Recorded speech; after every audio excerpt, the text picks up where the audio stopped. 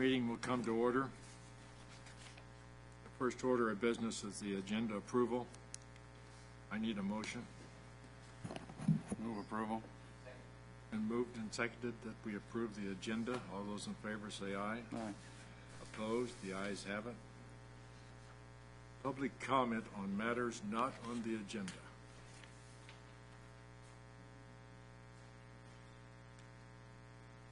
Let's see.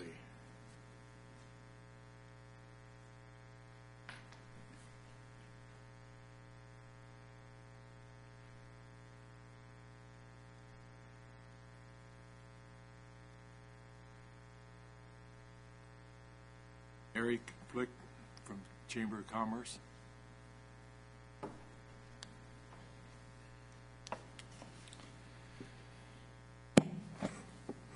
Good morning. It's my pleasure to be here today. Board members, Chairman.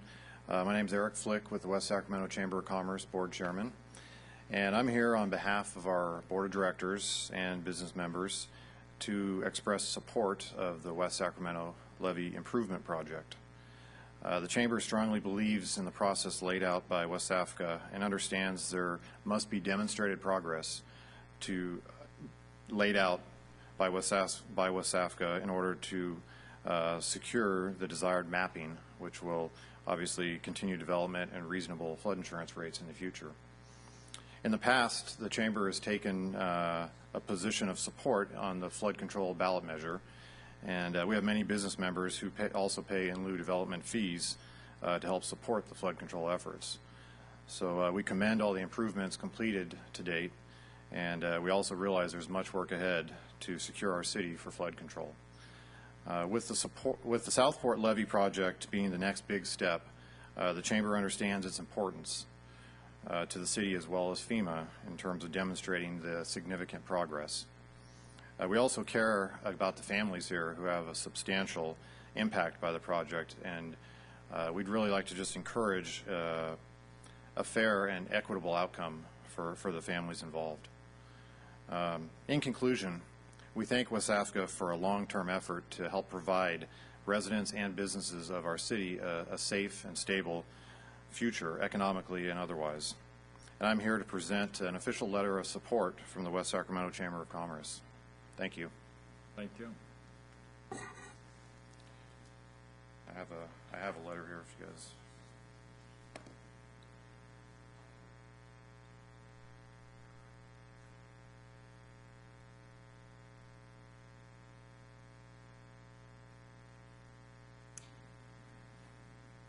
Wilson Wyatt.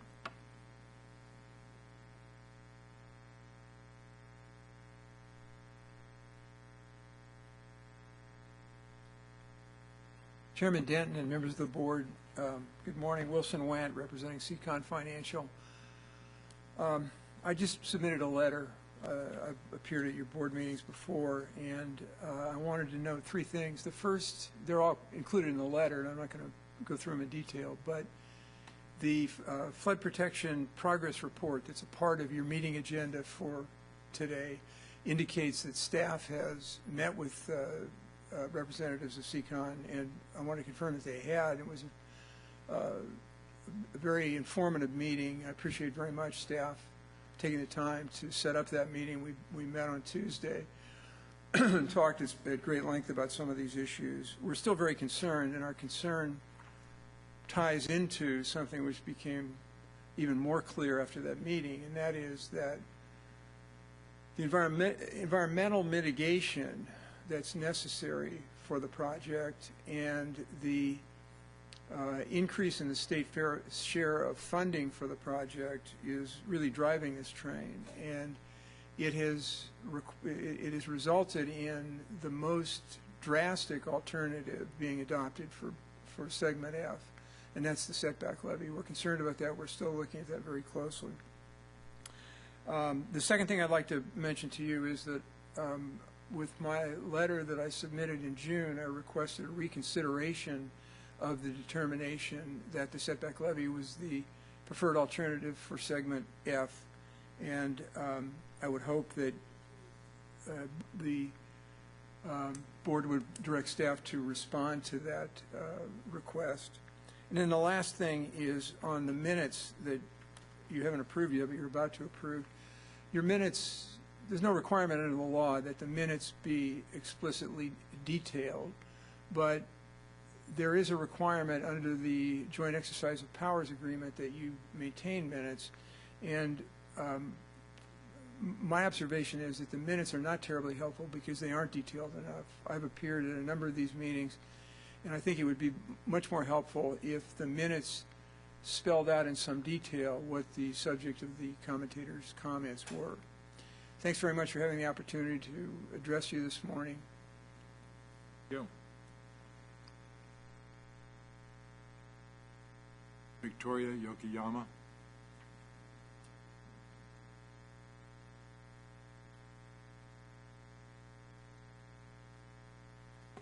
Thank you, President Denton and members of the board, for this opportunity to speak on behalf of Yokoyama Farm. At this very moment, the surveyors contracted by the flood agency are on our property trying to determine what they're going to do next and in their future plans with the levee construction process. But as I look back now historically on our land, West Sacramento City has had a lot of plans for us, and they're not always in our favor. For an example, I gave you a letter today that shows that, indeed, Lake Washington Boulevard is going to transect our property going in an east-west direction.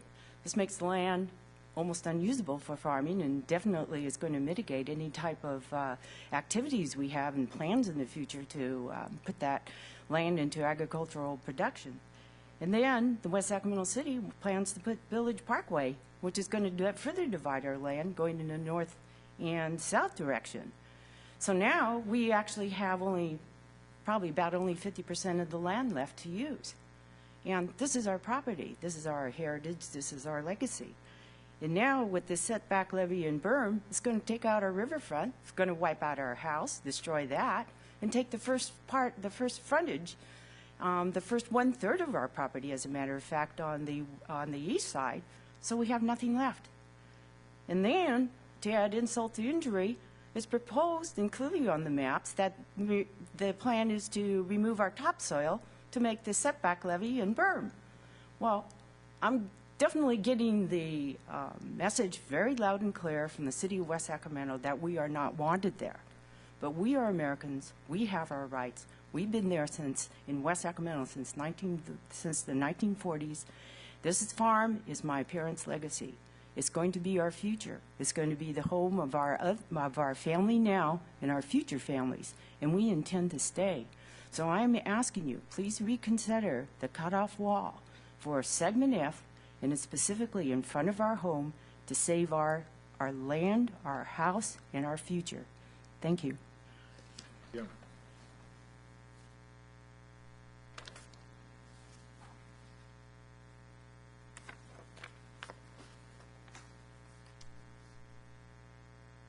Next item on the agenda is the approval of the July the 12th, 2012 minutes.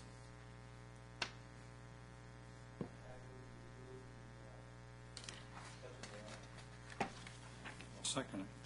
Been moved and seconded. All those in favor say aye. Opposed? The ayes have it. One comment I would make, though, is, and that is Mr. Wentz's comments as far as him appearing before the board. He has done that, and I can't remember off the top of my head if we've noted that in our minutes, but we probably should.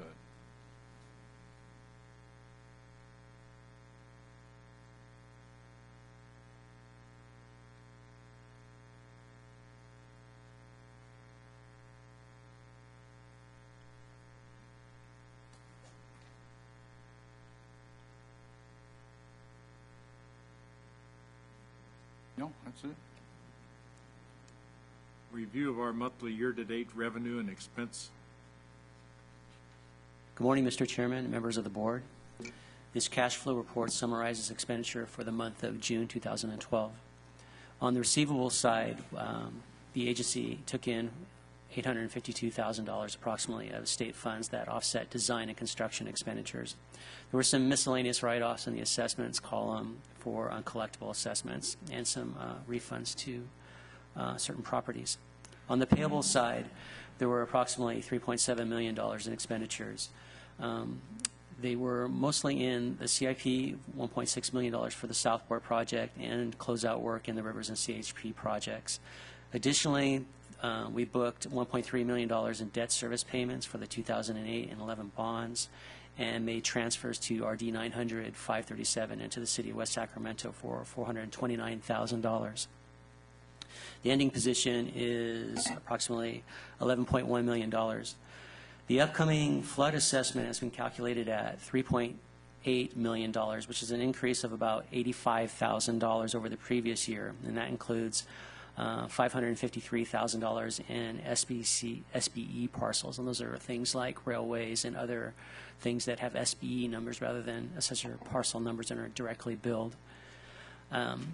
Finance still has not closed out the books yet, so I can't give you a fiscal end year report, and I'd like to do that in September. The report will look at all the agency's accounts and also speak to project retentions and credit for work that's been done on projects that prior to the funding agreements. And so hopefully I'll have that for the board next month, and that ends the report. I'll take any questions.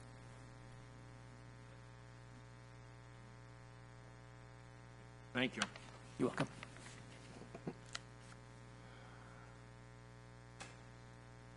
Item number 5 on the agenda, Segment B, Value Engineering Study Status and Preliminary Information. Good morning, President Denton and members of the board. Michael Bassett, City Flood Protection Manager here. This item is a continuous update to the board of our Segment B Value Engineering Study. We're still in the process of producing our analysis work, and our design team is working diligently on the technical analysis to achieve the findings that we're looking for.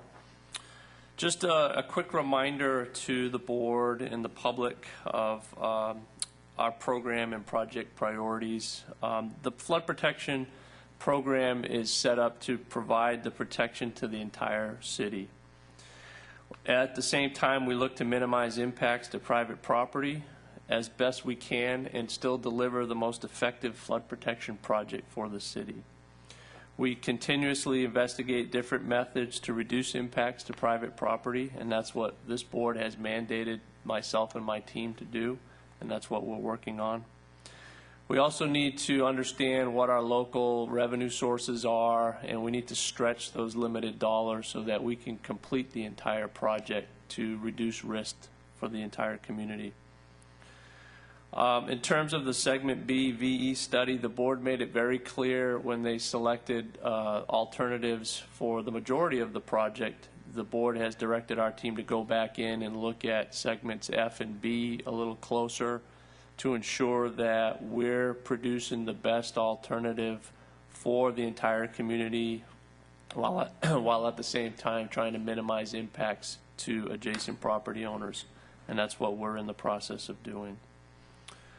I'm going to have Derek Larson get up in a minute just to go over much more detail of where our design team effort is underway. Derek's going to get into some of the details of Segment B analysis. Last month we provided information to the board where we bookended some of the alternatives that we have had under analysis. And we have some conclusions in the majority of Segment B in the southern part and then in the north part.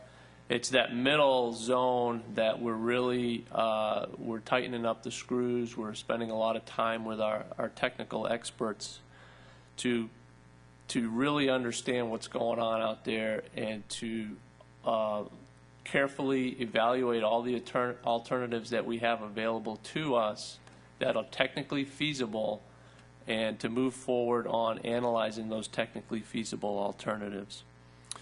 In addition to the design team work, Our team has also been spending time meeting with the property owners so that we can continuously educate them on the process we're going through. We're trying to be as transparent as possible, so whenever they ask for information, we're providing that information. We're sitting down with the property owners to go over that information so that they can clearly understand the technical efforts that we have underway and that the findings that we have produced to date. So I think those meetings have been going well, and I encourage the public to reach out to us whenever they want to sit down and go over information in more detail than what we can produce in a meeting like this. So with that said, I'm going to turn it over to Derek, and if we could put the PowerPoint up on the screen, that would be great. And Derek's going to run through some of the real technical analysis that we have underway.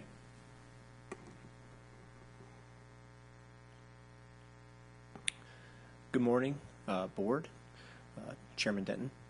Again, I'm going to be providing a little bit more detail, as Michael alluded to, with respect to where we're at with the REACH-B value engineering study today.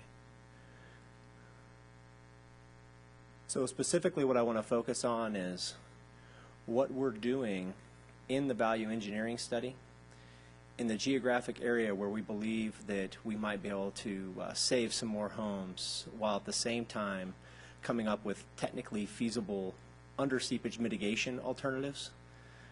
Again, that's very important. Everything we design, we have to make sure that it's technically feasible. So that's kind of a threshold criteria for anything we do. We were asked to take a look at the deep cutoff wall through Station 67. And we have done that, and we've actually prepared costs for that, but we're not going to present those today. The problem is that solution, much like the deep wall throughout the entire reach, has a problem with respect to cost effectiveness. So we're also starting to evaluate other under seepage mitigation measures that we believe are more competitive from a cost effective standpoint, while at the same time could reduce impacts to the homes. So we're looking at a minimum berm with a partially penetrating cutoff wall as one of our solutions to see if that can minimize the footprint while at the same time meeting the technical criteria. We're also looking at potentially using a conventional wall as far as we can go down REACH-B, but then in addition to that, having a clamshell excavator which can maybe get us another 10 feet down. And I'll show a map after we go through this and kind of point you to the specific areas of concern that we're talking about. That's something that is going to be, both of those would be a more cost-effective type solution than the deep wall, while at the same time trying to achieve a similar outcome for saving homes. In addition to that, there's other civil design methods to reduce impacts to homes. As Michael mentioned, we have met with some of the property owners. We had some very good meetings with the REACH-B property owners. And in one of the meetings, during the meeting, just as a group, property owners and the design team, through brainstorming, kind of maybe thought of some ideas through a reorganization of the transportation network that might help save homes as well in REACH-B. And that's something else that we're looking into. We're trying to leave no stone unturned for minimizing the impacts to the homes. In addition to that, anytime we have flexibility with utility corridors, that's an area where we will definitely avoid taking any homes for utility corridors. So now I'd like to move on to the map and kind of highlight the areas that we're talking about here. So in the past, we've presented the alternative 1 versus alternative 2, and we presented you with information on the cost for that. The staff efforts right now are focused on alternative 2 because it is more favorable for the entire project in achieving our goal of constructing as much of the levee improvements to protect Southport as possible. As you look up onto the map, this is South River Road's on the levee. This is where it comes back down underneath the levee through the old railroad right-of-way, right in here. Okay? And so this is the southern end of the project segment. This is the northern end of the project segment towards the lock. So the area of concern that we're really focusing on now, where we think we can have some real impact on saving homes is essentially the area where the rail alignment and the levee, the confluence of those, down through about station 67, which is essentially this area here. So in that area, again, through the VE study, this is the graphic that shows the deep wall going to station 67, which we will have results for that we'll present in the VE study. Around station 55 down in here, we believe we can get a conventional wall in with clamshell excavation, allowing us to go a little bit deeper so we can tie into the clay layers, which we need to tie into to mitigate for the underseepage. If you recall, down here around station 46, we're able to get a conventional wall in. So we believe that about an additional 900 to 1,000 feet, we can get more wall in there using clamshell excavation. The impact to the homes that could be saved from that are potentially these two homes here, where the road goes back underneath the old railroad embankment. In addition to that, we're also starting to evaluate a partially penetrating cutoff wall with a minimum berm that could extend down through about station 67. That would help save potentially this home here if it's determined that that would be technically feasible. So we're still working through the issues with respect to how big that minimum berm would have to be and whether or not it would be technically feasible. But we are hopeful that we might be able to have a positive outcome there. Cautiously hopeful, I'll say. So, and again, the red circles show the three homes that we're really focused in on right now. If the concept of a shallow cutoff wall, partially penetrating shallow cutoff wall, will minimize the berm, there is also potential further upstream of the project in this area to potentially save some structures as well. So while we're still evaluating that is something that we're looking at. As the analysis moves forward, we'll have more information and we'll be able to present that with more certainty at a later time.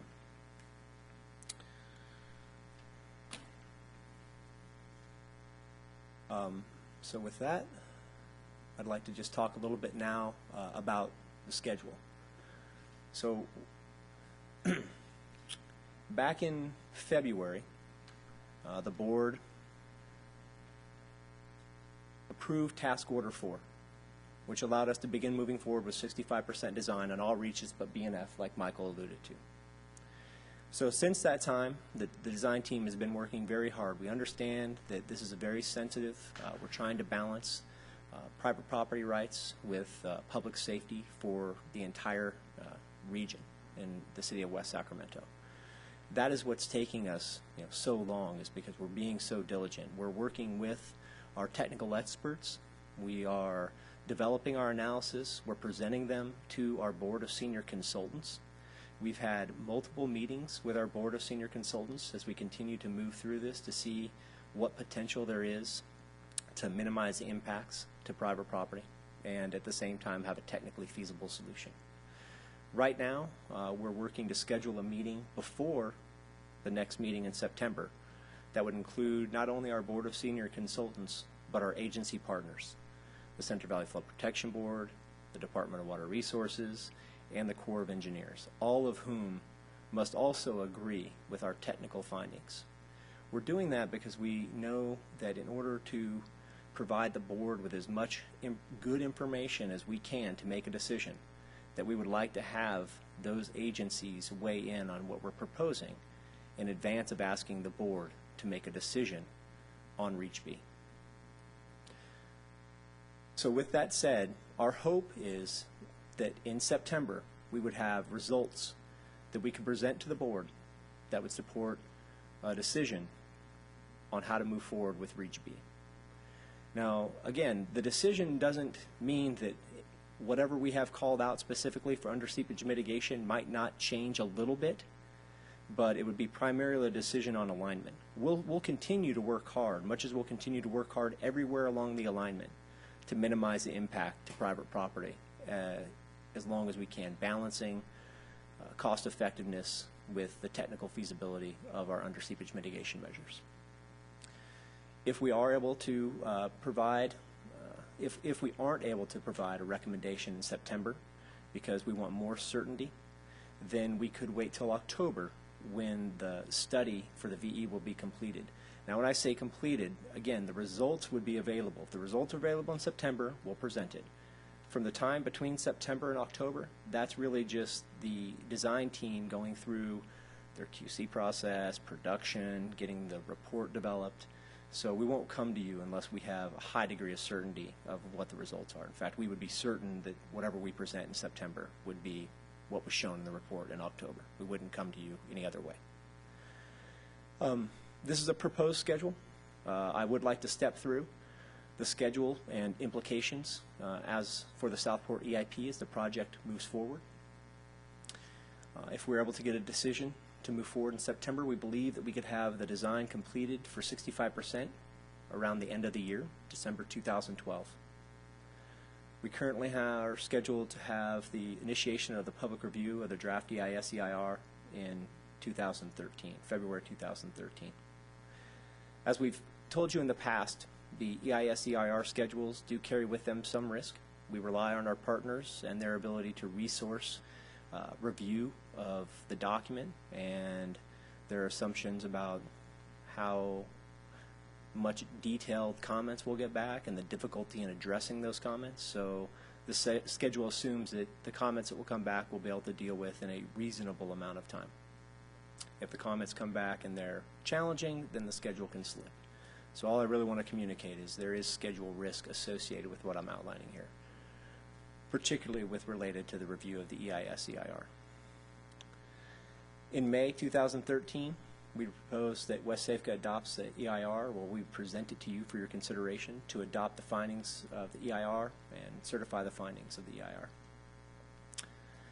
The important point that I want to make with respect to the EIR is it is really a very important milestone for a number of different reasons for this project. One, it allows us to begin the more detail in the right-of-way acquisition. We are advancing right-of-way acquisition in parallel because we want to move along at an accelerated pace for this very important public safety project. But in order to start really negotiating with the property owners more earnestly, we need to have the EIR certified and adopted.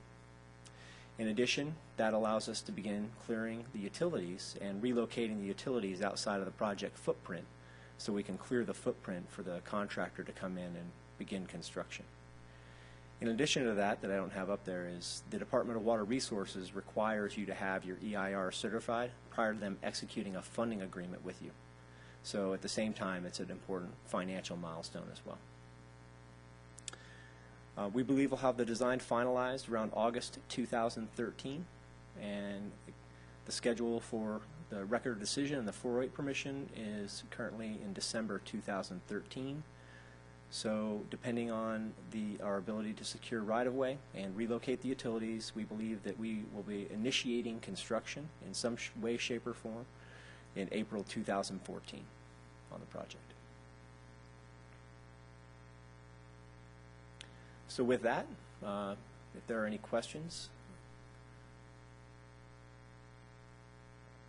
Thank you very much. Thank you. So just to recap on a couple of important items that Derek talked about, our technical team are very busy with the analysis that we have underway. We are accessing our board of senior consultants. We've also reached into HDR, their deep bench from a geotechnical standpoint. We brought in Les Harder, who's very high up at HDR, nationally known geotechnical engineer. He's assisting in the segment B analysis also. And we're really working through the process. We're having good dialogue internally.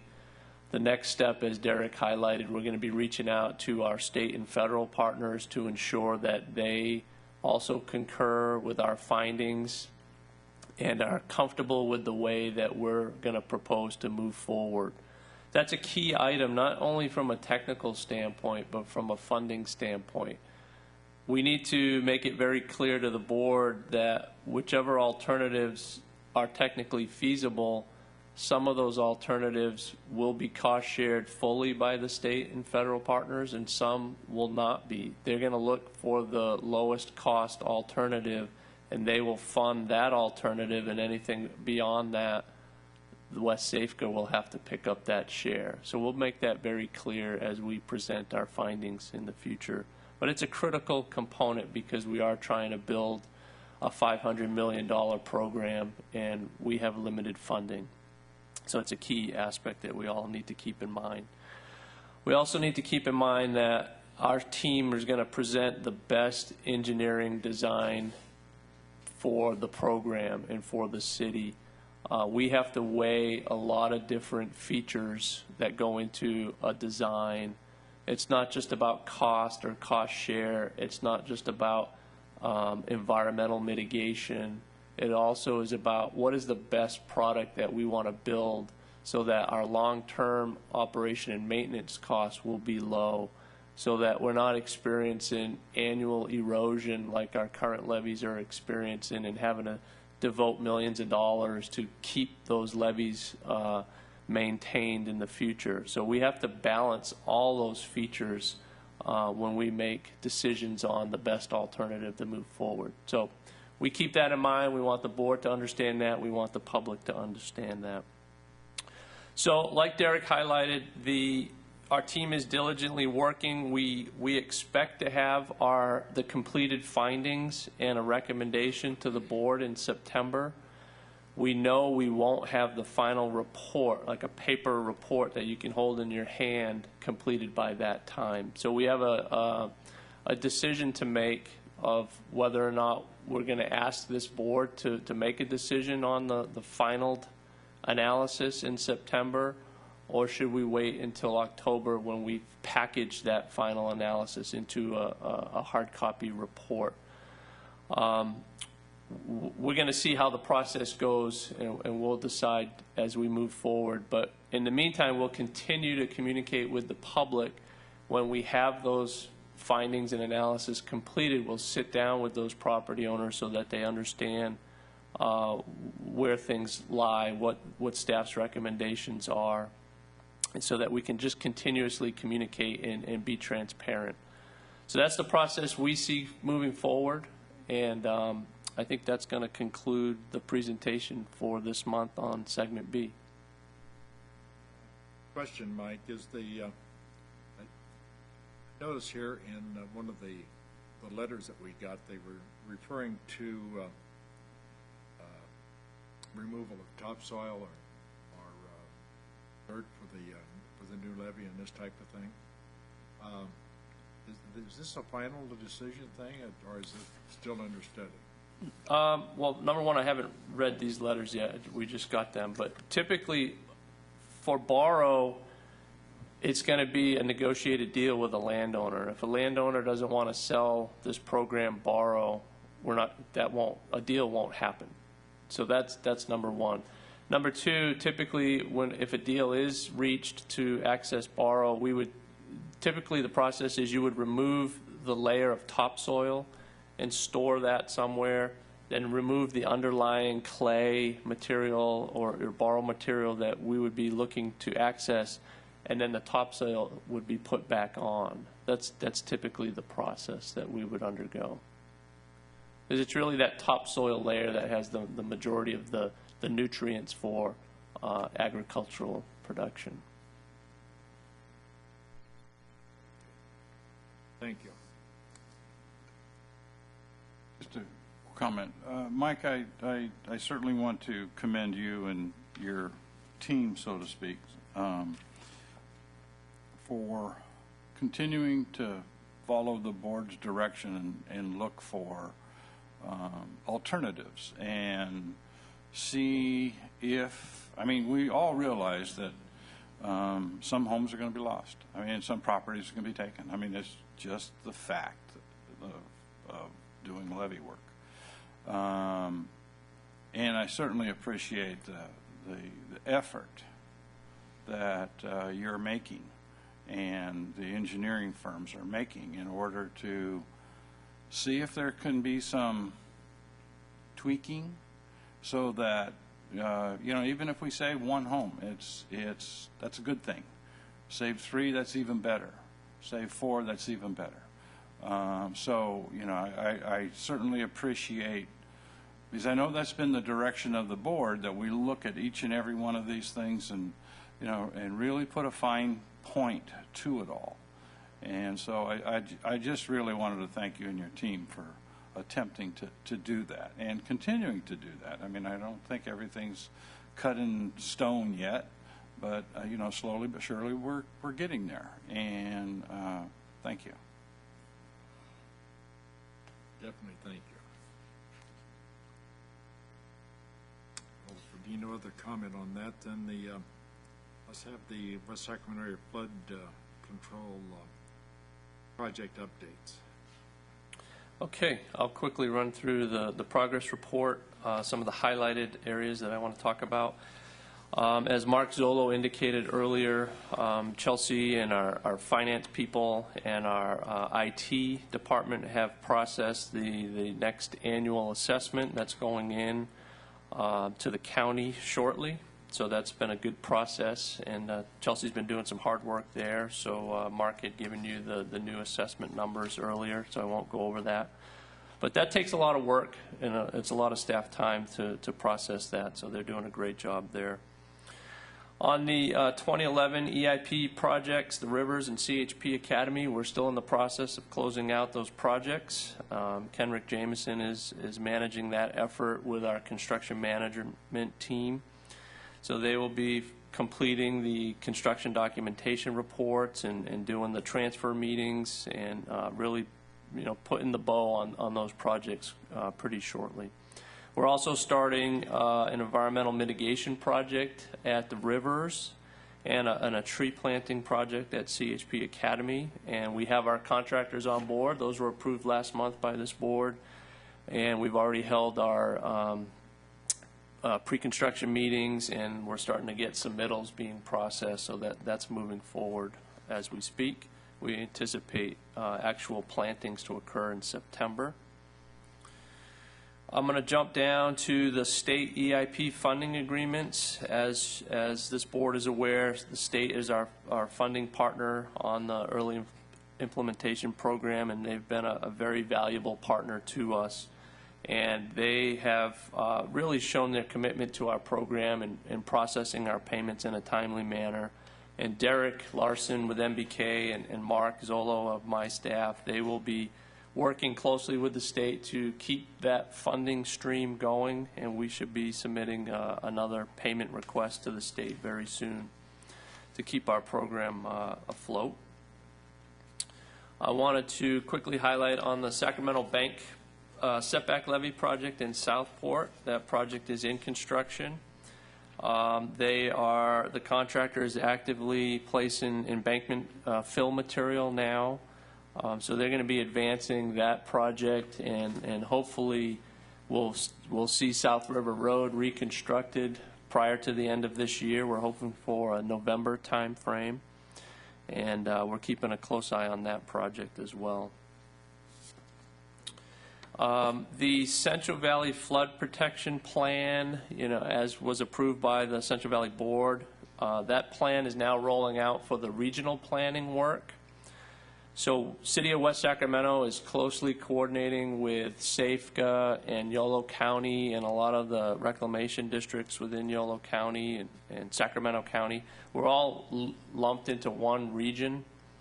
And West Sacramento will be taking, actually it'll be West SAFCA, I believe, the actual entity, will be taking the lead in, we'll be the umbrella agency essentially, so we'll have a funding agreement with the state and we'll be processing the payments to our regional partners as this regional planning effort moves forward.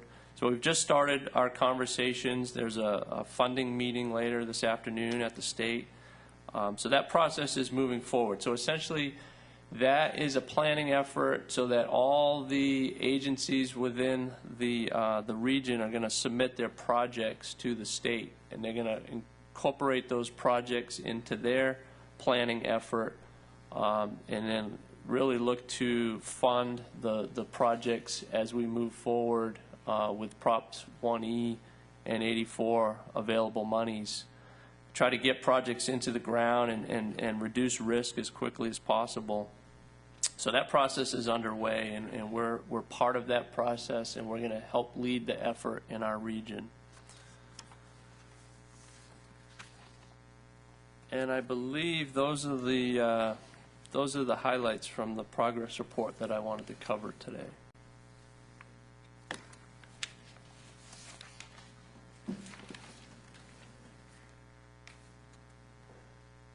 Mike, where are we in the GRR process? We are working closely with the Corps on, the implementation of the 3x3x3 guidelines and rescoping our study. We've gotten a real commitment from the Corps to move our study forward, and they're committing some of their top-level people within the district. They're forming these teams of key chiefs or management staff within the district to oversee certain studies. And we were very fortunate that Eric Nagy, who used to be one of our design managers with HDR, who's now with the Corps, he's a chief of engineering branch over there, he's been assigned to our project. So as this board is very well aware, Eric knows our system very well. He knows what our issues are. He knows what it's going to take to move forward and correct the deficiencies that we have. So Eric's going to be a real advocate for us. In the near term, we're hoping to bring the Corps in to provide an update to this board and to the City Council, and we'll be working on what's the best way to structure that so that you can hear it from them as to their commitment to completing our study and moving it forward. One of the key aspects that we're trying to coordinate with the Corps for the GRR is to tie the key milestone within that study that will allow us to achieve federal credit for the Southport project. And currently, with the schedule that they're producing, it's looking like those two elements will align up quite nicely for us. And we're keeping a very close eye on that. So it's advancing. We're still, the devil's in the details of this 3x3x3 guidance, but we're working very closely with staff. So I'm much more optimistic now than I was 4 or 5 months ago as to the progress of that study. Yep. Do we have any new information as far as FEMA is concerned? As far as what? I'm sorry. FEMA? Payments? FEMA. Oh, FEMA. FEMA. No news on FEMA. The FEMA had passed the NFIP. They did a 5-year extension for the National Flood Insurance Program. So there's really nothing new. We just we continue our dialogue with FEMA. Bill Panos, our Public Works Director, is going to be at the NAFSMA conference next week. A lot of people from headquarters, FEMA headquarters, are going to be there, and Bill's going to have a couple of one-on-one meetings with them. Really, they want to know that our project, our Southport project, is moving forward. They're going to keep a very close eye on our progress, and they've told us that they're going to wait and hold off on any remapping of West Sacramento until we complete this project, as long as we're showing progress. So that continues to be the status of where we're at with FEMA.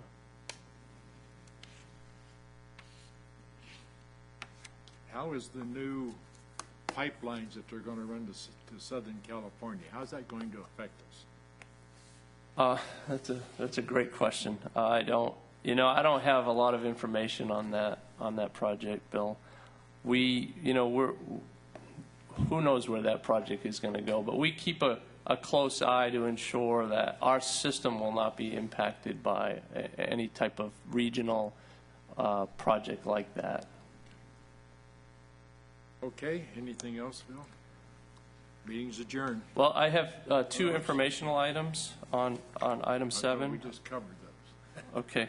One was, I just wanted to inform the board that the MBK contract was approved by the City Council on July 18th. MBK provides a lot of our overview management of our program. They also help us with our critical funding aspects of our program.